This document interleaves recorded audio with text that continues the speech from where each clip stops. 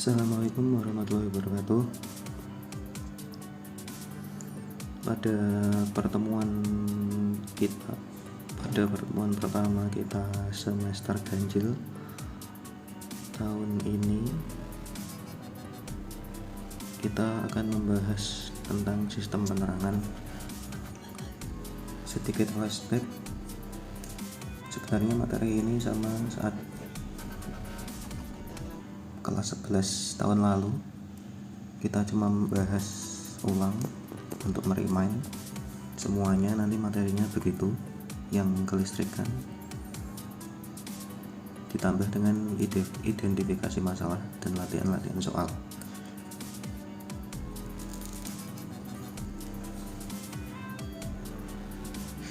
Mari kita pelajari bersama tentang sistem penerangan.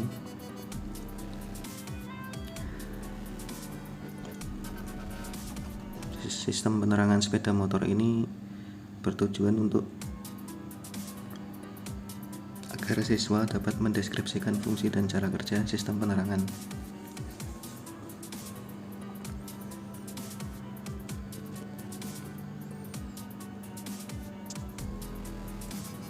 Sistem penerangan dan sinyal adalah secara standar harus dimiliki oleh sebuah kendaraan, termasuk sepeda motor, karena hal tersebut sangat diperlukan untuk keselamatan pengendara dan orang lain. Fungsinya sebagai penerangan jalan dan pemberi sinyal atau tanda kepada pengemudi atau orang lain untuk ketertiban dan keselamatan saat berkendara.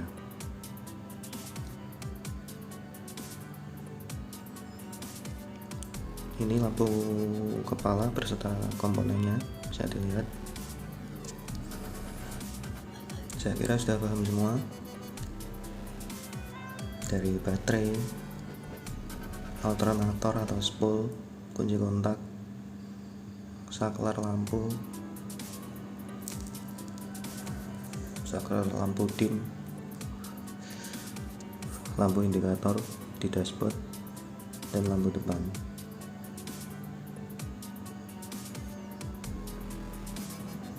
Ini konstruksi dan jenis lampu kepala.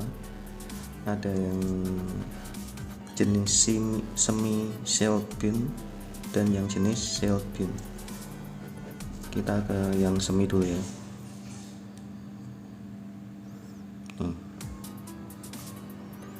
Di sini ada skrup penyetelnya. Nanti skrupnya di sini.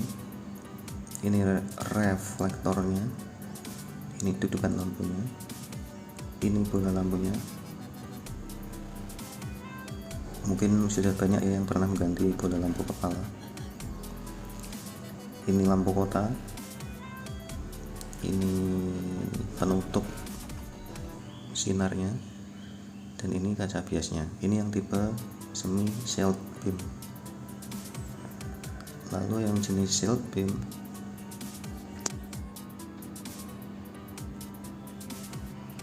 ini reflektornya, ini internal aluminisingnya, ini tip shieldnya, ini lampu utamanya, ini konektornya, ini filamennya di sini, dan ini lensanya.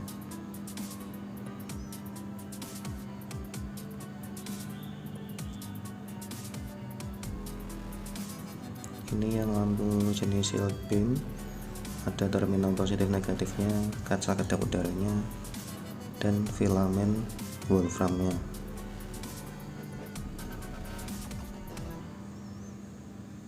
Ini untuk konstruksi bola lampu filamen tungsten. Kalau yang di sebelah kanan ini yang tipe halogen. Yang tipe halogen bisa dilihat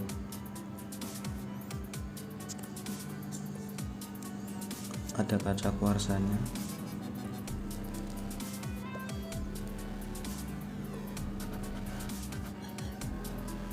penutup, filamen lampu jauh, filamen lampu dekat, itu gas halogennya, dan ini bodinya.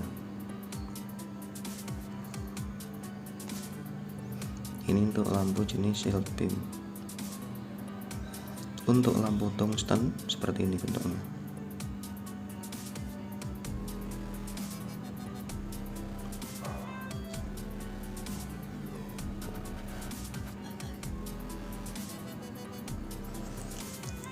Daya listrik membuat filamen pada lampu tungsten ini membara. Pada saat filamen membara, tungsten akan menguap. Tungsten yang menguap kemudian terkondensasi pada dinding kaca yang lebih dingin. Hal ini terjadi terus-menerus selama lampu menyala, sehingga semakin lama kaca lampu akan terlihat semakin menghitam. Kemudian hingga suatu saat filamen tungsten tersebut akan terus menipis dan akhirnya putus, yang mengakibatkan lampu mati. Jika ini tadi penjelasan lampu tungsten, ini tentang lampu halogennya. Terlihat gas halogen di antara gas-gas lainnya dalam lampu halogen. Secara penjelasan kimia, butir merah akan bereaksi dengan uap tungsten yang butir hitam. Uap merah akan bereaksi dengan yang uap hitam di sini. Urut-urutannya ya, dari merah bercampur lalu seperti ini. Penjelasannya,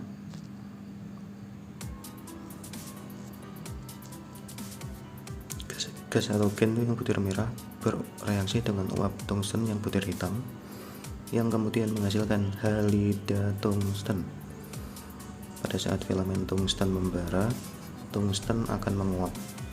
Gas halogen mengikat uap tungsten tadi menjadi tungsten halida. Ketika halida tersebut menyentuh tungsten filamen yang sedang membara, senyawa tersebut kembali terpecah, di mana gas halogen kembali terlepas, sementara tungsten kembali melekat pada filamen. Siklus ini berulang terus-menerus yang menghasilkan cahaya lampu yang stabil dan umur lampu yang panjang.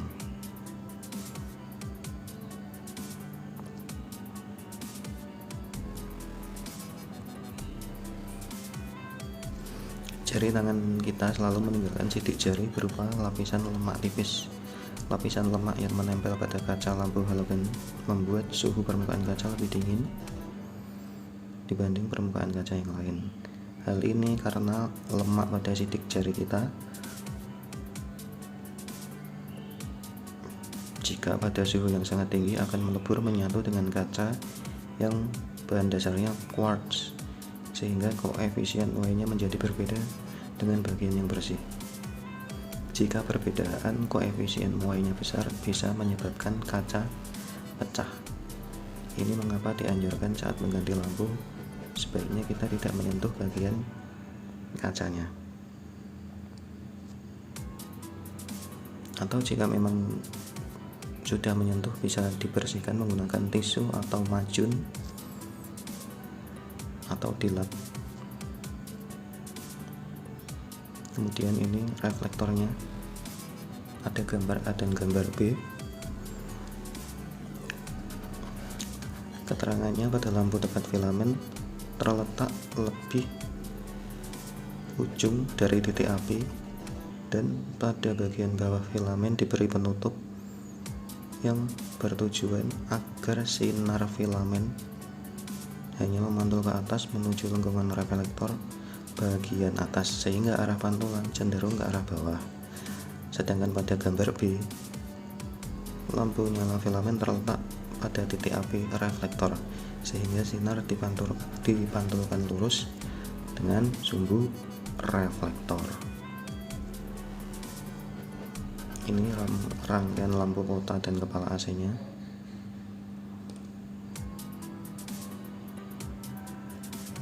Ini yang DC. AC itu langsung dari generator AC, sedangkan DC menggunakan baterai untuk sumber dayanya. Lalu ini rangkaian lampu kota dan kepala tanpa saklar.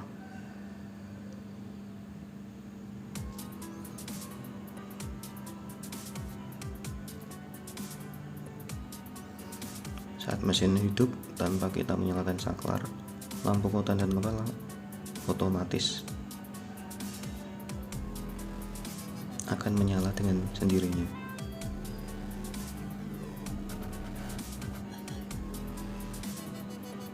Jadi saat mesin dihidupkan, lampu akan langsung menyala.